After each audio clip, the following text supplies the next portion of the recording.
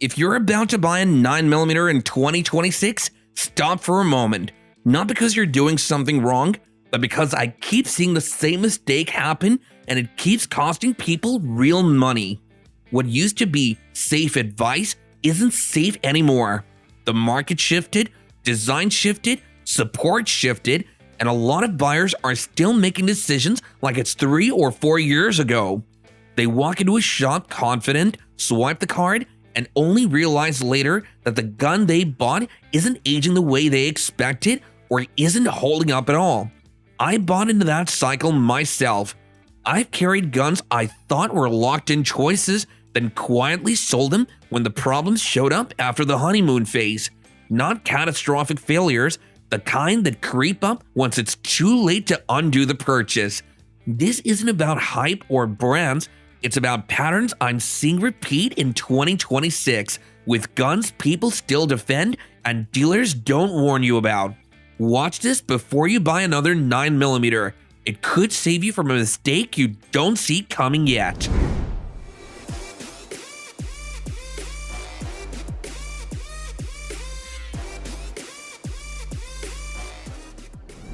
A buddy of mine, Gary, has a son who's just getting into handguns. Smart kid, motivated, wants to do it right.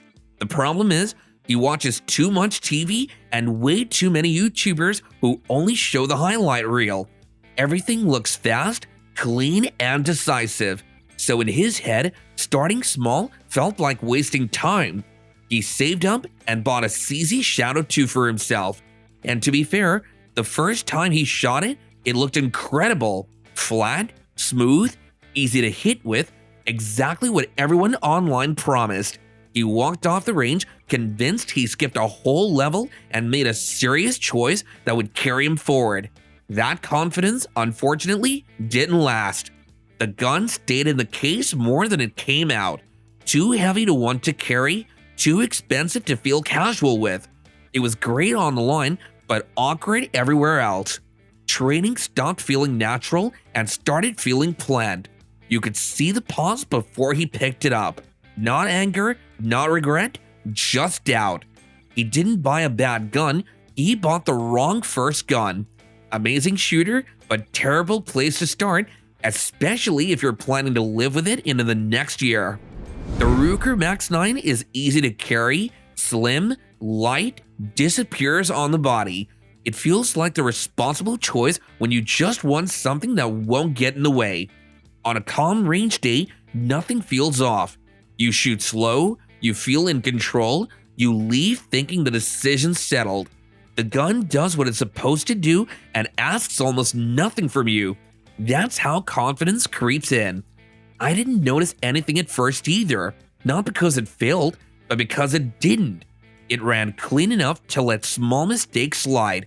Then speed showed up. Grip wasn't perfect, a shot rushed, another followed, and the gun stopped giving much back. It doesn't complain, it just stops helping. Easy to carry doesn't mean easy to run. The harder you push it, the less margin you get. Not dramatically, quietly, in a way that makes you question yourself instead of the gun. Most people only connect that feeling after they've already committed to carrying it into the next year. Easy to carry, harder to shoot well under stress. And later on in this list is another pistol that looks just as practical but behaves very differently once pressure shows up. Most buyers don't realize that difference until it's already too late.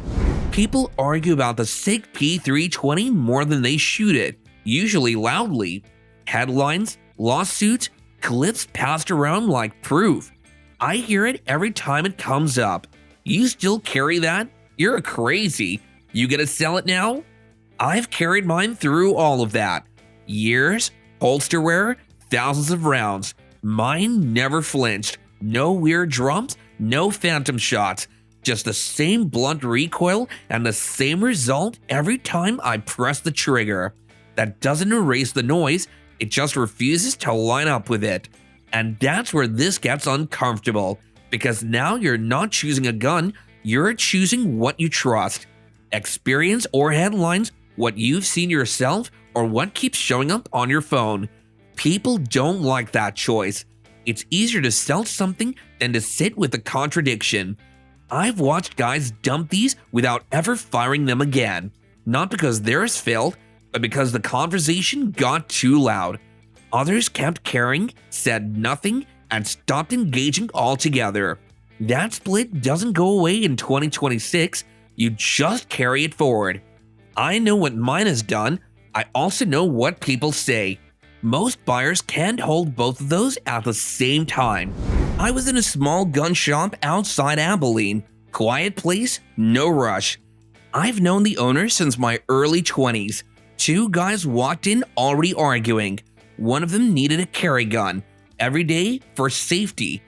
He kept saying EDC like the decision was settled.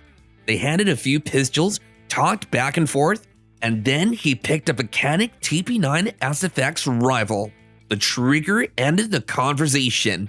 And yep, it's phenomenal. Clean, light, addictive. One press and everything else suddenly feels worse. You can see how people get pulled in fast, but nothing else about the gun changed. Long slide, big frame, competition posture. Built to run flat on a range, not to disappear under a shirt, not to live on a belt all day. It'll still fire, it can still protect you. That's not the point. The point is job fit. Buyers confuse how a gun shoots with how it's meant to be lived with, especially heading into a new year when they want one purchase to solve everything. If you're competition focused, this makes sense. If you're buying a carry gun, that trigger can distract you from the wrong choice.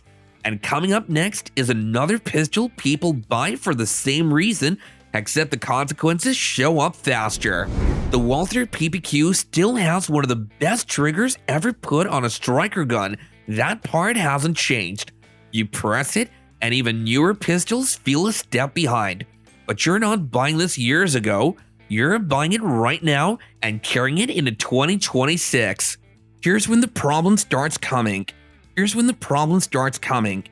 older PPQ models aren't bad. They're just drifting.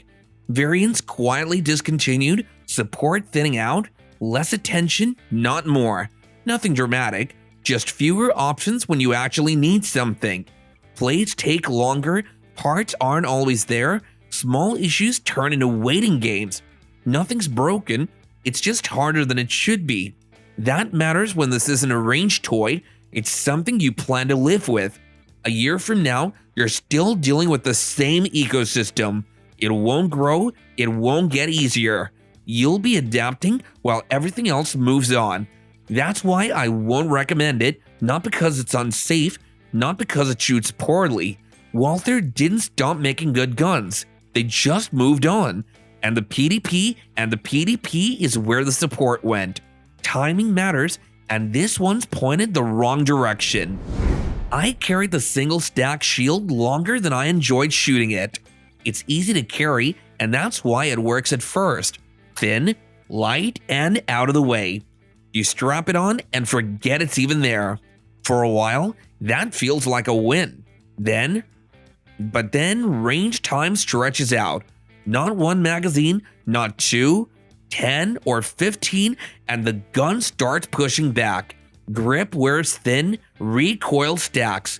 You don't quit angry, you quit early. Sessions get shorter, trips get skipped.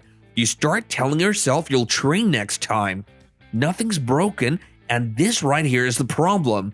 This isn't a gun that fills fast, it just asks more from you the longer you stay with it. And over time, that cost adds up. Not in money, but in patience. You still carry it, you just don't look forward to shooting it. And that's when people start realizing something uncomfortable. Same brand, same name. Different versions exist for a reason. Plus, compact. Guns that don't punish you for staying longer. Most buyers only connect that after months of forcing it. Easy to carry only matters if you still want to practice. And coming up next is a pistol you'll be tempted to upgrade to, and if you're honest, you may wonder why you didn't start there instead. I keep seeing the same Glock come back through the door. Not broken, not traded angrily, just replaced. The 43X MOS leaves quietly. People don't complain about it, they don't rant, they don't warn anyone. They just stop carrying it and show up with something else on their belt, usually after they've already committed to it after a while. That's what makes it dangerous heading forward.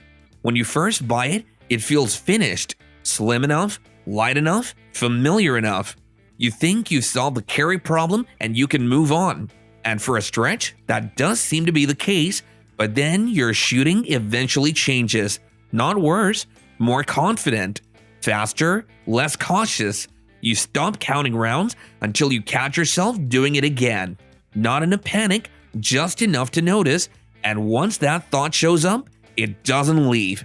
I had to catch myself there. Steve, pay attention to why this keeps repeating. Nobody replaces these right away. They replace them months later when the gun they plan to live with going forward starts feeling like a temporary answer. The 43X MOS isn't a mistake, it's a pause, and that's where things start going sideways. Pick it up and it feels right. Balanced, soft recoil, shoots flatter than you expect. The CZ-P07 builds confidence real fast. If you're coming from striker guns, your hands already know what to do. Draw, press, reset, repeat. The P07 doesn't follow that rhythm. The first trigger pull arrives after your habits do, not on a calm range when speed shows up.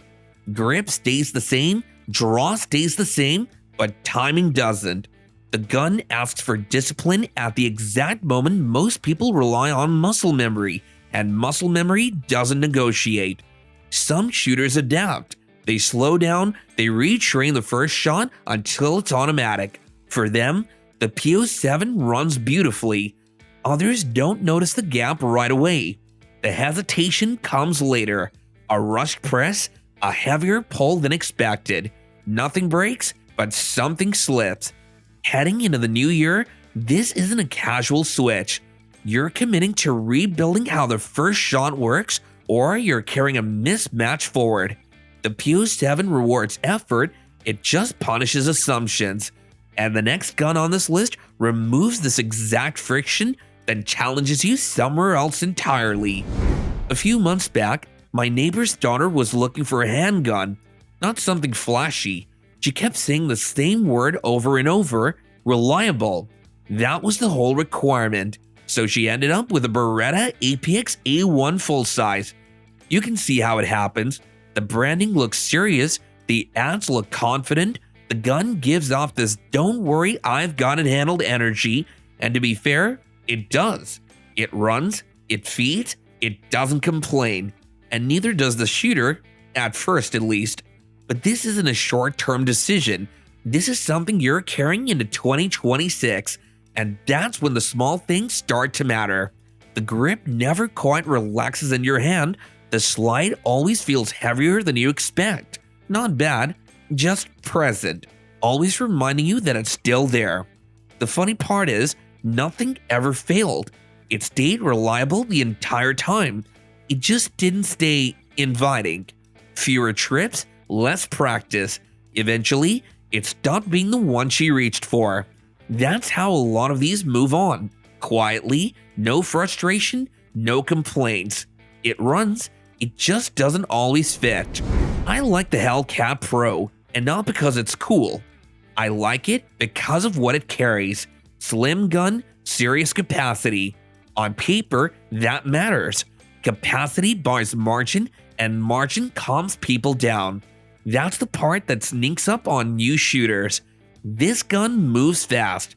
Light frame, quick cycle, it does exactly what it's built to do, but for beginners, that speed shows up before control does. Timing has to be right, and when it's not, the gun lets you know immediately. Not by failing, but by rushing you. New learners don't struggle with running out of rounds.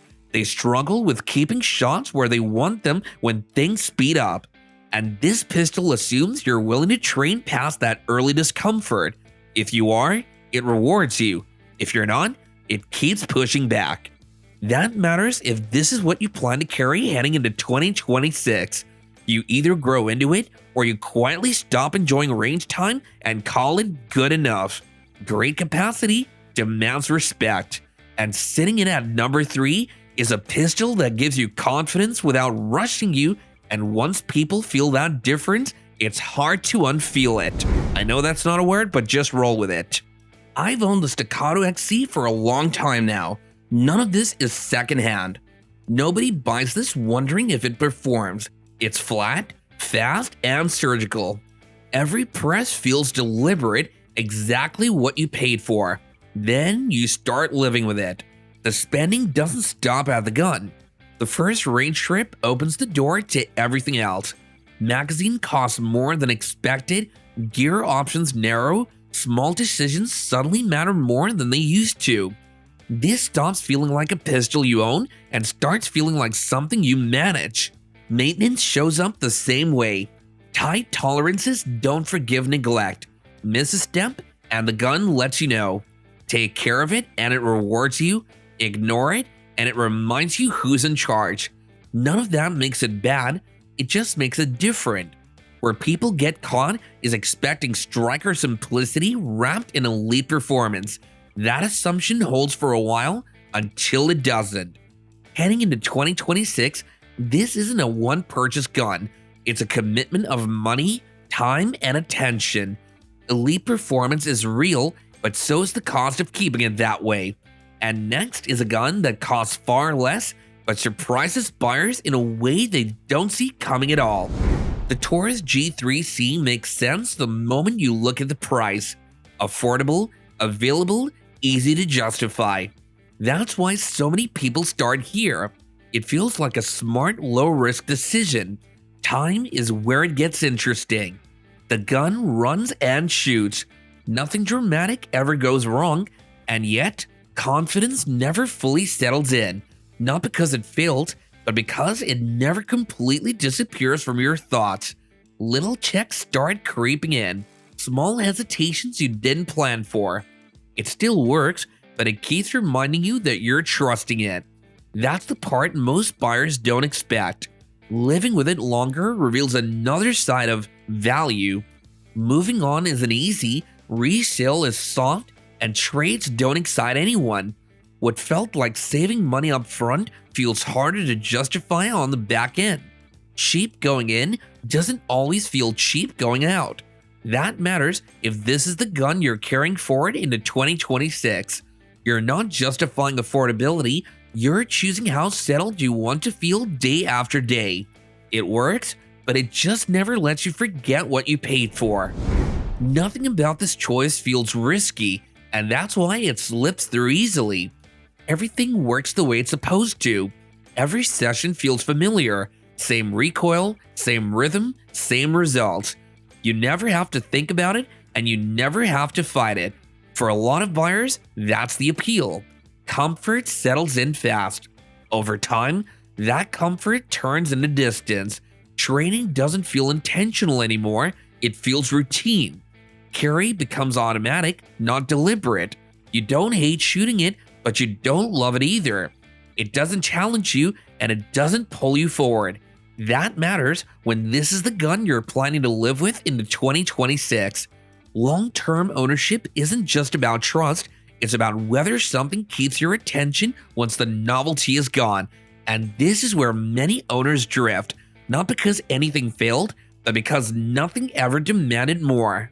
These don't get usually sold in frustration, they get sold aside quietly, replaced without drama, forgotten without resentment. Nothing goes wrong, but nothing grows either. Reliability is there, but attachment never really shows up. This one doesn't need hype. The Glock 19 Gen 5 already proved itself. What matters now isn't what it was, it's what it still has. Glock has quietly moved its lineup forward.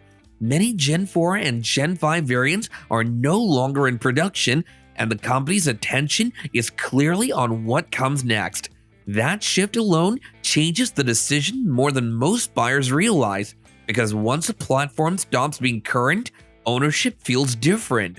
Glock hasn't abandoned these guns overnight, but production has ended, and when that happens, factory priority changes, parts availability, updates, and long-term focus don't move backward, they move forward.